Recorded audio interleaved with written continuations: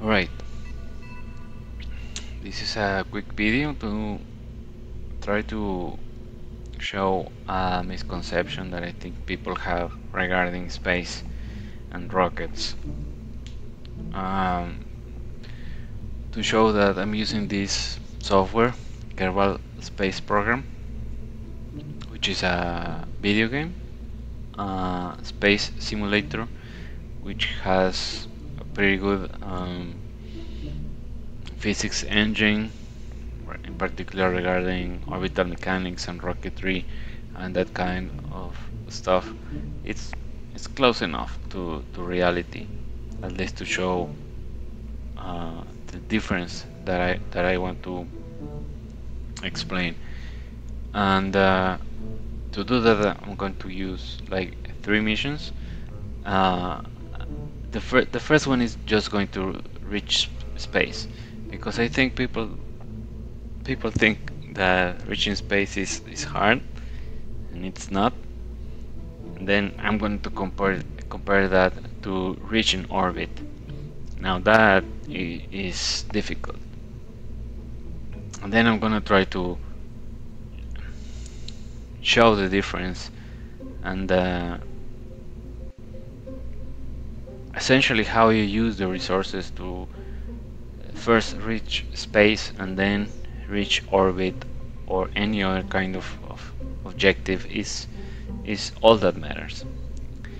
Anyway, so for the different missions, I'm gonna use the same rocket design, which is really simple. 2 stages. First, solid fuel boosters, and then a liquid fuel engine in the second stage. So let's launch the first mission. So in this first mission, I'm just gonna try to reach space. That's it. And this is the main view of this game. The important parts, I think, is here the altitude, which is essentially 0 right now. And then here is the nav ball, which is the direction the rocket is going. And I'm just gonna try to go towards the east. That's it. Okay.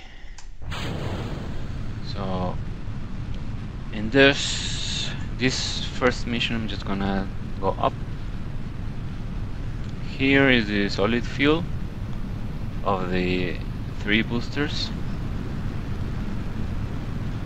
Just going up. So right now we are at 8,000 meters, 12, 14, and we're going at 1,000 meters per second. Solid fuel is gone, and now I split the solid boosters. But anyway, so here's the secondary view, the planetary view, and as you can see, this is the rocket, and this is the AP is the apoapsis, which is the highest point this is expected to reach, which is 77,000 meters. That's space. Actually, we reached space already at 50,000 meters. So this was not hard. We just spent the solid fuel, and the second stage is ready. It's like completely full. Let me just start it. We have all the fuel of the second stage ready, and we are ready in space. So this was really easy. Of course, we just went up, and then according to this trajectory, which is the blue line, we're just gonna go back down. But we are already in space, so this first mission is a success. Now the second mission is gonna be a modification of this. Let's start again.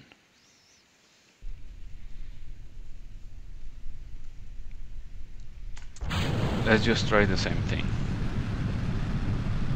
First go up.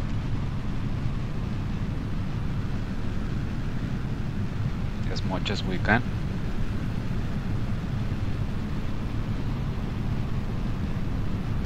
The altitude is 5,000. Solid fuel is almost gone. Okay. Solid fuel is gone.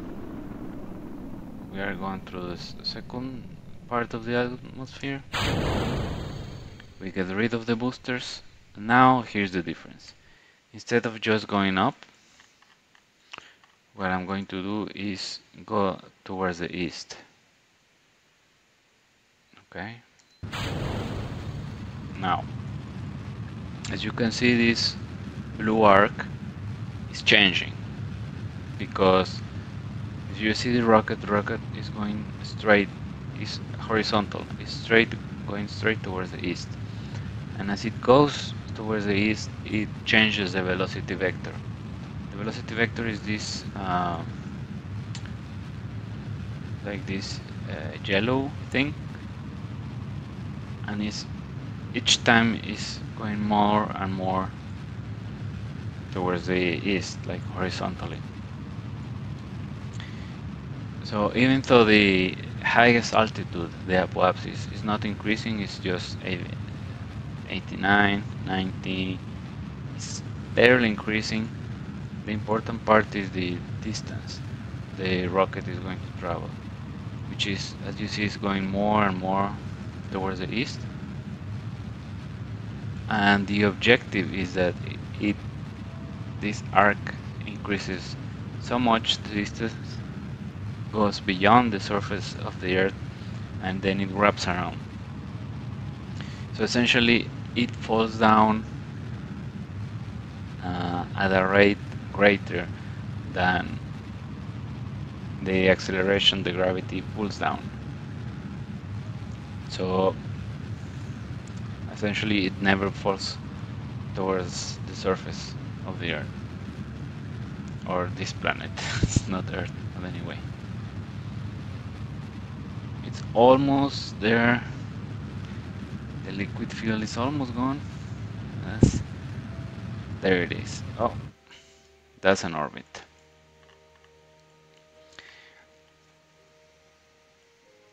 So the rocket is gonna keep going and going and going, and this is going to be the highest altitude, which is 280,000 meters, and then it's gonna come back down. But it's the rate at which it's going down is never gonna reach the surface. So it comes back to this point, and then it just goes up and down and up and down. So this is an orbit. A second mission reached, but as you can see, I had to use almost all the fuel of the second stage. Much more difficult than the first mission. Certainly much more fuel used. Reaching space is not that hard. So this is the idea, essentially.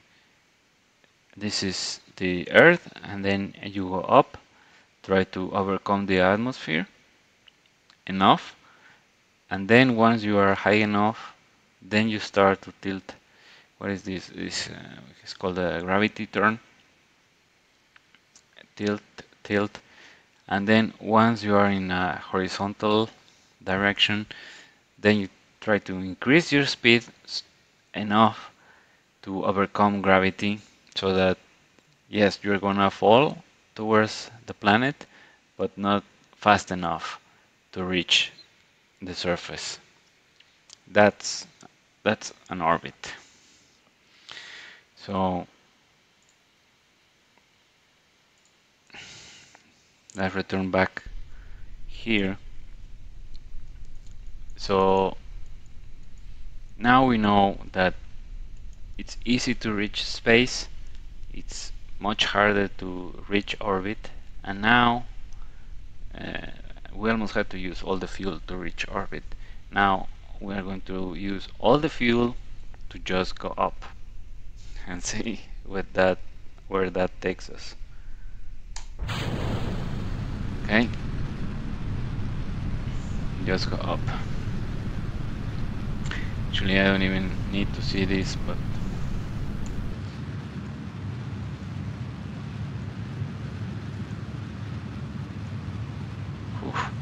okay. This is the arc, the apoapsis is increasing like crazy because these were the boosters. Boosters have a lot of uh, thrust.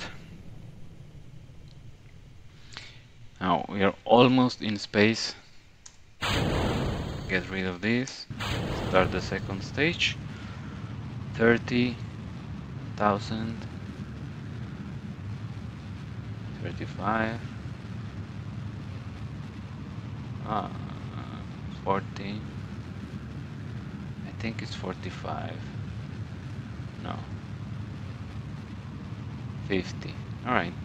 50,000. We are in space. We still have like what? More than 80% of the fuel, liquid fuel of the second stage, and this apoapsis is increasing like crazy. 170, 180, and it's just going to increase. But the distance between the launch and where we are expected to fall is not increasing. There's no horizontal velocity. All the velocity is going up. So this is like, yeah, we reached space. Reaching space was completely easy. And then the rest of the fuel, instead of using it to something useful, like reaching orbit or going to the moon or different orbits, no, it's just going up. So this is like a ball. Just you throw it up and it's gonna come back down. And this is no different. The only difference is how high it's going to go. So I'm gonna cut it right here, I think. That's way too much. The apoapsis is almost 800,000 meters. That's crazy. Only for it to come back down. It's like, okay, if you had some object here, maybe you can do some kind of mission, but not really, because it's quite likely going to be a satellite that is going to go just past by. So no mission ever is going to require a trajectory like this. Now, why is it going to come back down? Because gravity is not like it stops in space. No, gravity continues. It continues throughout the whole universe. In fact, it just becomes weaker and weaker. The farther away, the weaker it is, but it doesn't stop. In fact, the moon is affected by Earth's gravity. The only thing is that it has enough horizontal speed to overcome it, so that's why it's in an orbit. But this thing doesn't have any horizontal speed, so it's just gonna come back down. And the same thing will happen to the moon. If the moon suddenly has a reduced horizontal speed, it will come back down towards the Earth. Fortunately, that doesn't happen. Anyway, so I'm gonna increase the time.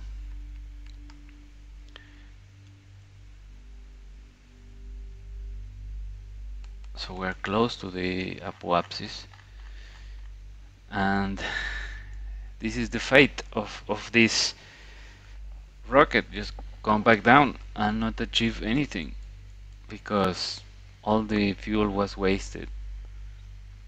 No, in vertical speed, not horizontal speed. So at the time of the apoapsis, this thing still has a little bit of fuel. So Let's get. Okay. Let's try to go towards the east. Let's see. So this rocket is. Where is the Earth? Oh, right there. Let's try to increase the orbit,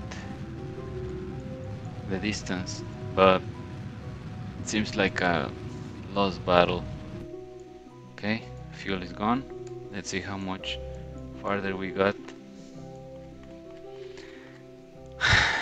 A little bit, but not nearly enough. This is not an orbit. We're just gonna go falling back down, and that's it. This is the problem of space and rockets. You have a certain amount of fuel to reach a certain altitude and a certain velocity, and if the velocity is not enough, you're doomed. You're gonna come falling back down, and this is the fate of this rocket. And there's nothing it can do. It's like, what is the altitude? 780,000, much farther altitude than the second mission, but still it doesn't matter. Space doesn't matter. What matters is the horizontal velocity. So this is an actual rocket, SpaceX Falcon rocket, and as you can see, it's completely horizontal. Altitude doesn't matter. All that matters is the horizontal speed.